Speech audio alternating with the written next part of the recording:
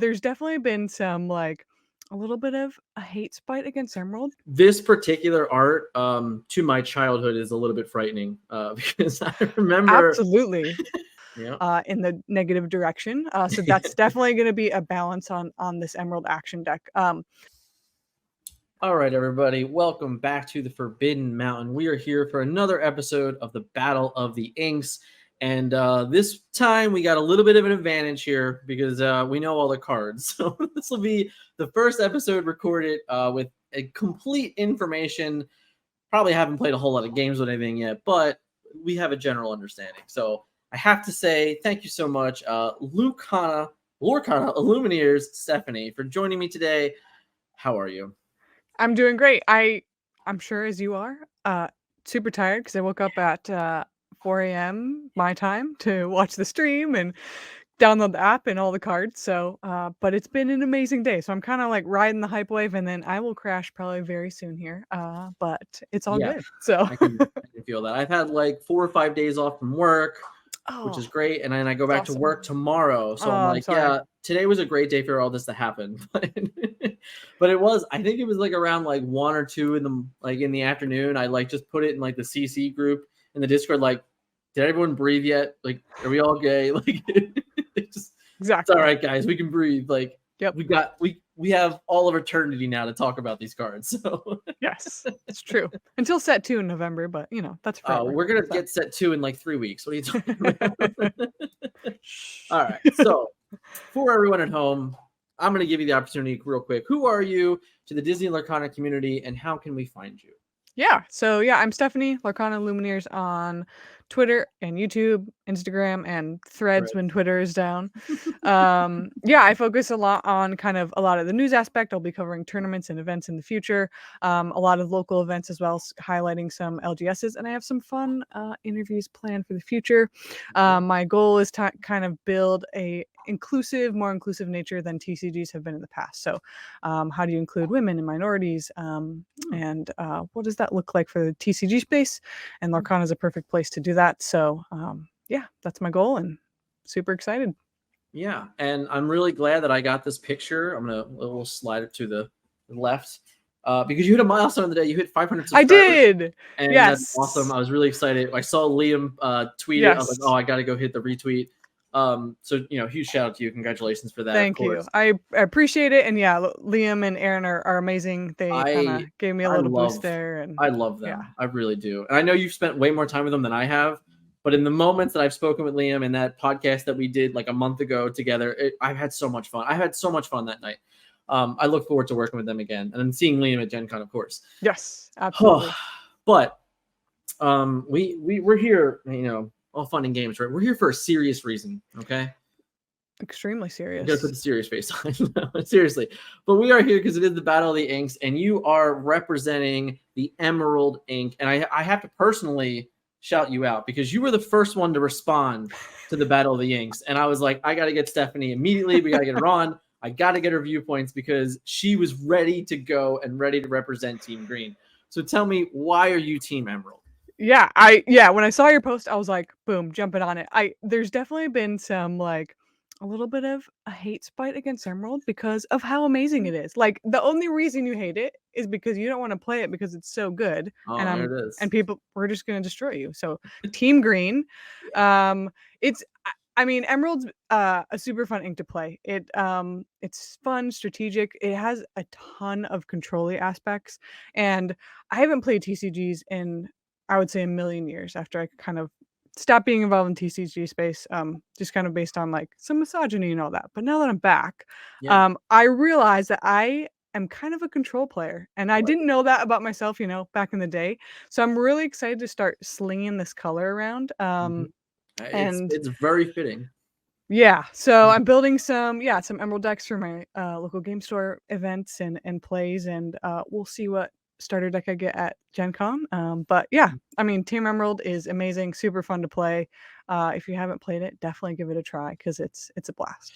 So it's really hard to agree. And I'm going to be honest here. Your favorite character is the wonderful art of Mickey Mouse, the Artful Rogue. When they spoiled this card, I think I popped. I'm gonna be honest, I popped a little bit. I'm a wrestling fan, so I get the cheap pops every once in a while. But I absolutely popped for this art because I was like, yes, this is awesome.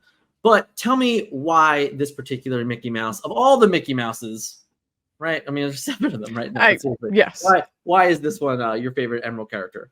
Yeah, absolutely. I would say he's very close to almost tying with Cusco, Temperamental Emperor.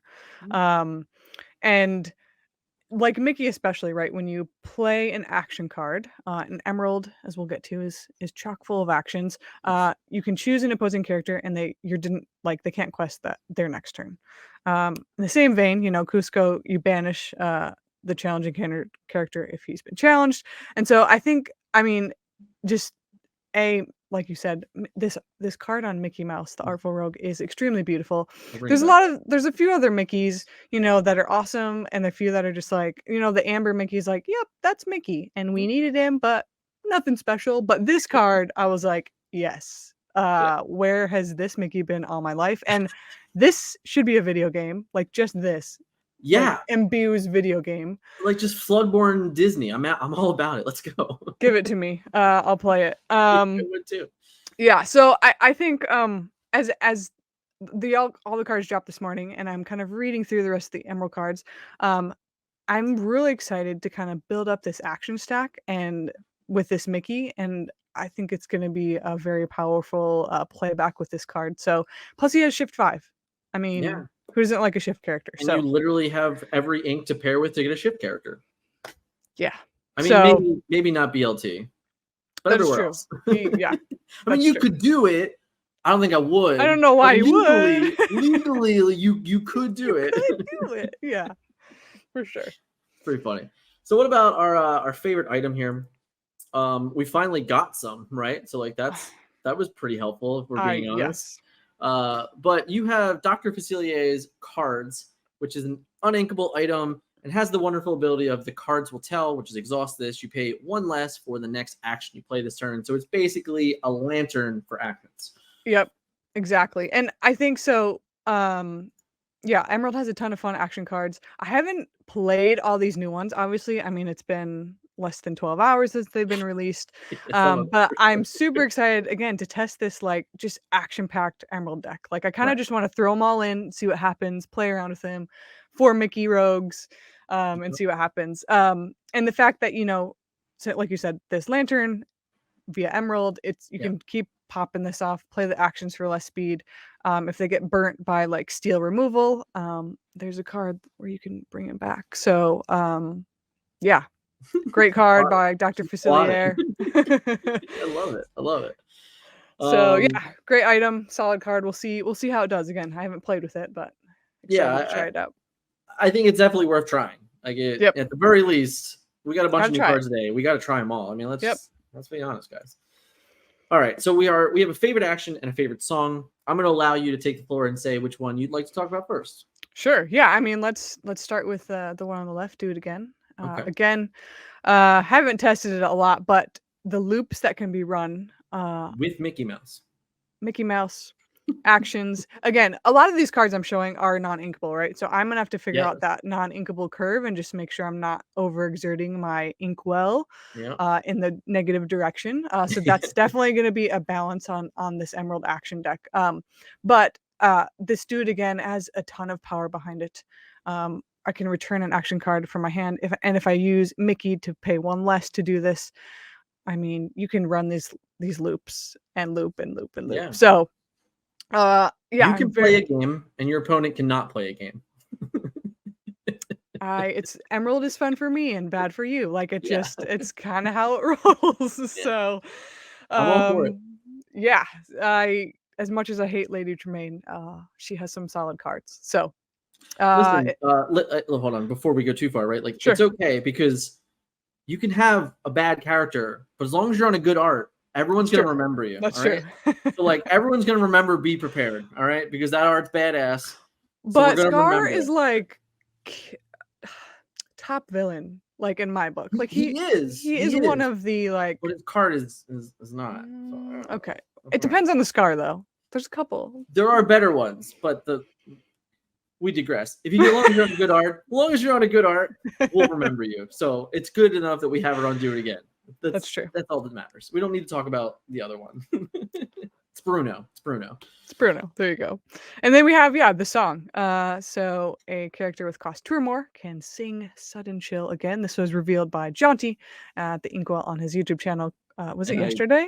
And I privately admitted this, but I literally knew the card that he revealed before I watched the video, and I was still confused why he was like bundled up. I'm like, what is he wearing? And I'm like, I know he lives in Canada, but it can't be that cold. What's going on? And then he's just like, Sudden Chill. And I was just like, got me. Anyway, Sudden Chill. He did a great reveal. That was a very good like A+ pun take there. Love it. So each opponent chooses and discards a card. Simple. Simple. The removal power in Emerald on multiple different angles and aspects is, again, very fun. Just very fun to play. Super controlling. Because they're the weak point of Emerald, pending which deck you and ink you pair it with, is the draw power. So you have to hit hard and fast by removing cards and removing the option to quest in order to kind of get that run to win before they can draw cards. Because there's a lot of draw cards in Amber and Amethyst. So if you're pairing up against those decks, you got to kind of hit hard in order to get that lore count. So I don't know about you. Maybe we can agree on this. This particular art, to my childhood, is a little bit frightening because I remember absolutely. I remember just like this eerie feeling of 101 Dalmatians, and I can just literally go back to being like 5 or 6 years old watching the movie, going, "Yeah, I don't like that. I don't like her." Yep. And like every time someone at your front door comes through, you're like, is it her? Yeah, luckily I didn't have like a glass stained door. Okay, so wow. I mean, mine wasn't super fancy. It was just a glass, but yeah, no, thankfully we didn't have any of those problems. I don't know if I'd be a Disney fan. Let's be real.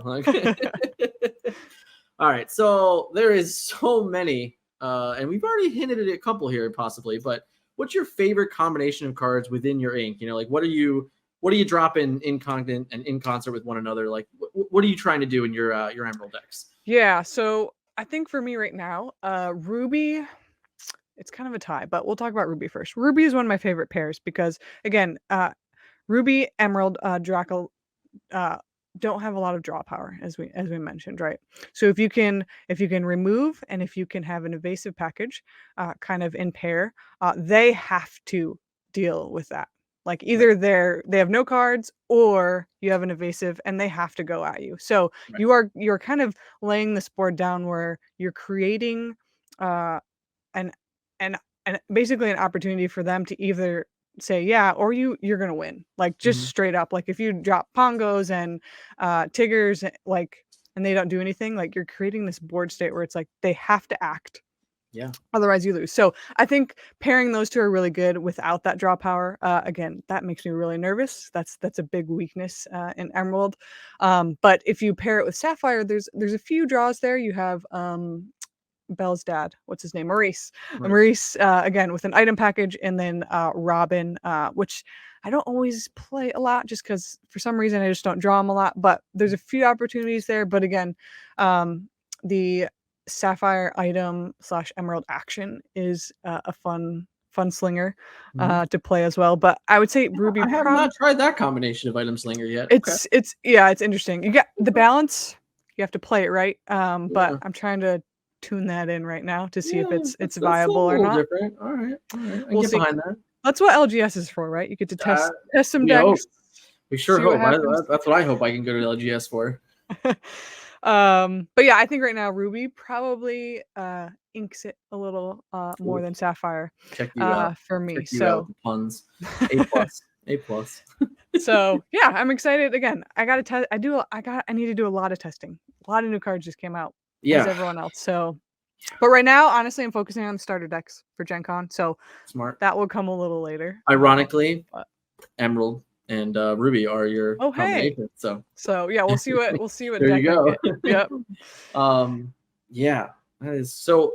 you've mentioned a few times now, like struggle for a draw power. So we did get, man, I hope I do this right. We did get Mad Hatter today, right? Like he is That is the true. pseudo draw power that like Let me I pull him almost up. feel most Emerald decks are going to be like obligated to play in a way because you have so many ways to create reckless and so many ways to say you can't challenge and all of these things that like kind of force them to do what you want them to do.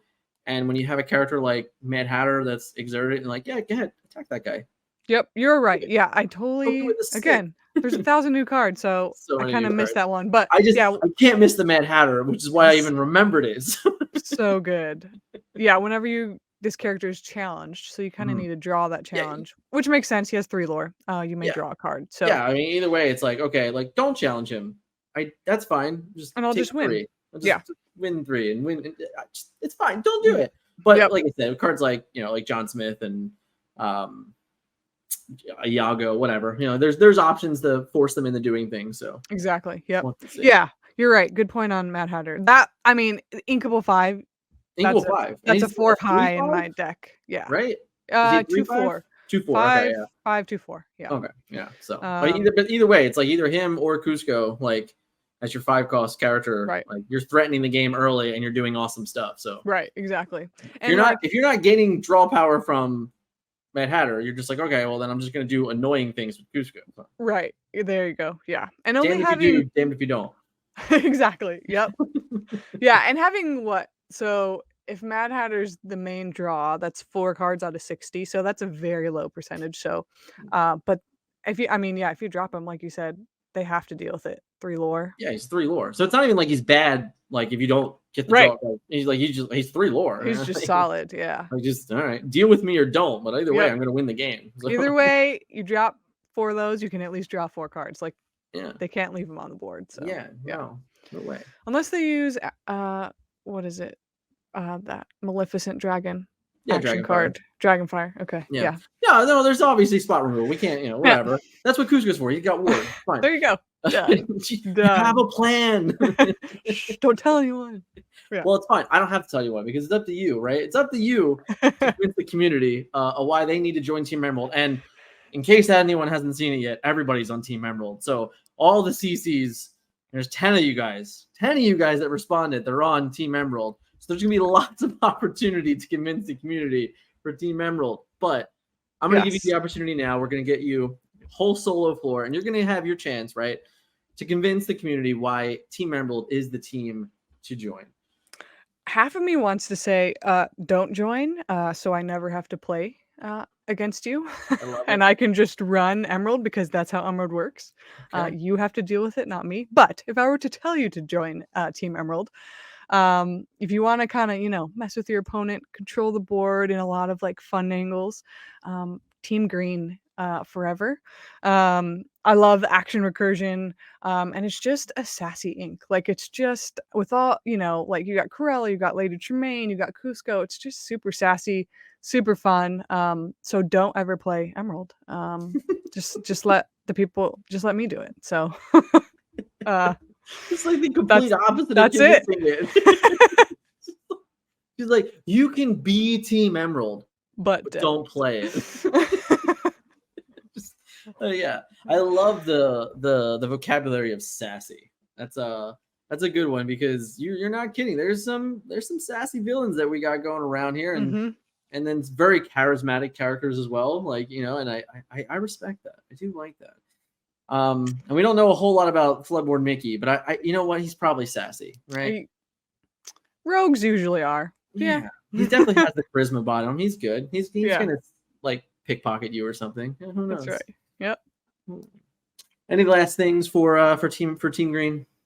I don't think so. But I do want to ask: are you going to be doing one of these with yourself? We would love to hear your thoughts on your ink. So you and I had a very fun conversation. You again, first person I reached out to, right? And you had this wonderful idea of a battle royale almost of like, hey, let's get everybody in one room and let's duke it out. And I love that idea. And I think we're gonna try and set that up. Great. I think it's gonna be a good idea. I think ironically, I think it would be a lot of fun if we can maybe get away with like 20 minutes at Gen Con or something like that, because we're all in one place and that's one camera angle and a lot less confusion because we're all there. I don't know. I got plans. Okay. I got Let's do it. plans. But yeah, I'm currently hidden. Until you see the jersey that I'm wearing at Gen Con for Lorcana HQ, which probably tells the whole tale. But you know what? I can Maybe just I'll ask B squared, right? you could ask B But squared, I but that won't. would be like I cheating. won't. So B squared knows the truth. But yeah, it's been a lot of fun, having these conversations, and definitely shout out to you. Thank you so much for commenting right away, supporting it, sending more to get into the information, and B, coming here and joining me, because it's been a wonderful conversation. Yeah, thank you so much for having me. Yeah, and I definitely look forward to having more conversations in the future, and having you on my channel. So, I would love it. yeah, I'd love to come hang out. When we're done, we're gonna off screen the conversation I want to have, because you said something that really stuck out to me, and I think it's very important and crucial for anyone that listened to the opening of this to understand equality and all those wonderful things that Stephanie spoke of, because it's a very serious matter in card games. And I don't want to go too delve into it, because this is about Team Green, and there's definitely a place in performers, but I love it. I respect it. And awesome. I can't wait to hear more about it, in all honesty. Cool. But to close, if you haven't yet, Stephanie, please remind us one more time where we can find you. Yeah, I Twitter, all the socials, and YouTube, Lorcana Illumineers. I have a super cool wizard hat. It is 3 gold really cards. freaking cool. The stickers are so cool. Yeah, you'll get one at Gen Con. I loved it. As soon as I saw it on Threads, that's the first place I saw. I was like, "That's awesome." Yeah, super fun. So we'll have to do some trading. I don't have any stickers. I have business cards. I'm sorry, I'm a lot boring. I'll trade you a card. But if you have, guys, if you enjoyed the video, hit the like button. If you're not, hit subscribe. Check out Stephanie everywhere you possibly can. And thank you guys so much for watching today. Catch you in the next one. See ya. Bye.